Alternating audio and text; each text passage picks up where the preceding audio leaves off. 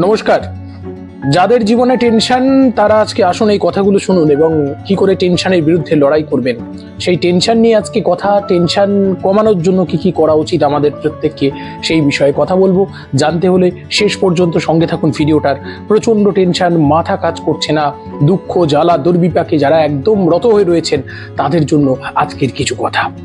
প্রথমেই বলি যে টেনশন কমাতে গেলে প্রথম যে কাজটা করতে হয় আমাদেরকে স্থির হতে হয়। অস্থির হয়ে গেছি, আর ভালো লাগছে না, পরিস্থিতি উত্তপ্ত হয়ে গেছে, আর ভালো লাগছে না, মৃত্যু যেন মনে হচ্ছে একটা পথ।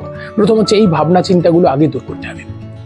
আগেই বলবো যে টেনশন কমাতে গেলে যখন দেখছেন যে বাড়ির পরিবেশ বা আপনার চেনা পরিবেশটা খুব আপনাকে বিরক্ত করে তুলছে, নদীর ধারে নদীর ঘাটে গিয়ে একা বসুন, খোলা ছাদে গিয়ে একা বসুন, অথবা আপনি কোনো দূরের কোনো স্থানে গিয়ে মাঝে মাঝে পরিস্থিতি উত্তপ্ত হয়ে যায়। একটি ব্যাঙের গল্প বলেছিলাম যে ব্যাঙটাকে গরম জল একটা জলপূর্ণ পাত্রের মধ্যে রাখা হয়েছিল। তারপর সেই পাত্রটাকে আস্তে করে আগুনে বসিয়ে দেওয়া হলো। জলের উষ্ণতা বাড়ছে, ব্যাঙ নিজের শরীরকে আস্তে আস্তে সেই উষ্ণ জলের সঙ্গে সে চেষ্টা করছে সংযোজিত করার। একটা সময় সে পারলো না, তখন লাফ দিয়ে বেরিয়ে গেল। আপনাকেও সেই রকম টেনশন কমাতে গেলে কখনো কখনো দূরের পরিস্থিতিতে যেতে হবে।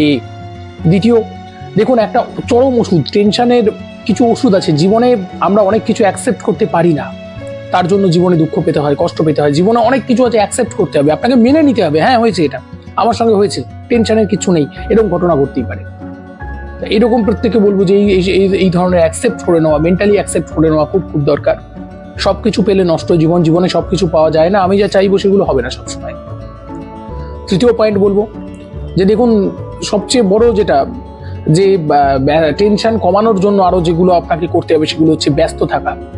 সকাল থেকে আমি ঈশ্বরের কাছে প্রার্থনা করি, হে প্রভু আমাকে সকাল থেকে রাত পর্যন্ত তুমি ব্যস্ত রাখো। এই ব্যস্ততাই আমাকে পারে শান্তি দিতে, টেনশন কমাতে। যত ব্যস্ত থাকবেন আপনার টেনশন কমবে। নেগেটিভ সিচুয়েশনগুলো থেকে দূরে থাকতে হবে। দ্বন্দ্ব তর্ক ঝগড়া যত পারুন তাদের সঙ্গে আড়ি করুন। যেখানে যে মানুষগুলো দ্বন্দ্ব তর্ক ঝগড়া করে, যে মানুষগুলোর কাছে গেলে আপনার টেনশনের উদ্বেগ হয়, সংসর্গ কমিয়ে ফেলুন। তার যতই আপনজন হোক তাকে অ্যাভয়েড করুন। সেলফ কাউন্সেলিং, সেলফ মোটিভেশন এগুলো চলতে থাকবে। নিজেকে নিজে বোঝানো, সেলফ মোটিভেশন, সেলফ কাউন্সেলিং বলতে কিরকম, নিজেকে নিজে বোঝানো। আচ্ছা বাবা ঠিক আছে, আমি মেনে নিচ্ছি এটা, নিজেকে একান্তে বসে বোঝানো, এগুলো করতে হবে। আর জনসংযোগ বাড়াতে হবে, মানুষের সঙ্গে মেশা বাড়াতে হবে, টেনশন কমে যাবে। প্রত্যেকের সঙ্গে বিভিন্ন সামাজিক উৎসব অনুষ্ঠানগুলোতে আমি বলবো যে প্রত্যেকে যাওয়া আসা করবেন, তাহলে দেখবেন টেনশন কমবে। প্রতিদিন কিছুটা সময় করে প্রকৃতির সান্নিধ্যে বেড়ালে টেনশন কমবে। এগুলো শুধু কথা নয়, প্র্যাকটিক্যাল করুন। প্র্যাকটিক্যাল করলে আপনারা দেখতে পাবেন। আর যারা টেনশন নিয়ে আরো বিষয় নিয়ে জানতে চান, টেনশন রিকভার করবেন কি করে জানতে চান, জীবনের সমস্যার সমাধান নিয়ে জানতে চান, আমাদের একটা বই আসছে খুব তাড়াতাড়ি, কয়েকদিনের মধ্যে বইটা লঞ্চ হচ্ছে। ঘরে বসেই সংগ্রহ করুন বইটার নাম হচ্ছে নো টেনশন। যারা সংগ্রহ করতে চান আমাদের অফিসিয়াল হোয়াটসঅ্যাপ নম্বর 8274959211, এই নম্বরে আপনারা যুক্ত হয়ে আপনারা বইটা সংগ্রহ করতে পারেন। আর দেখুন টেনশন কমানোর জন্য আরো অনেক প্রসেস আছে। আপনাদের আগে একটা ভিডিওতে বলেছিলাম 5 4 3 2 1 ফর্মুলাটা। আমাদের ইন্দ্রিয়গুলোকে যদি আমরা সজাগ করতে পারি তাহলে কিন্তু দেখবেন টেনশন নেই, একদম টেনশন নেই।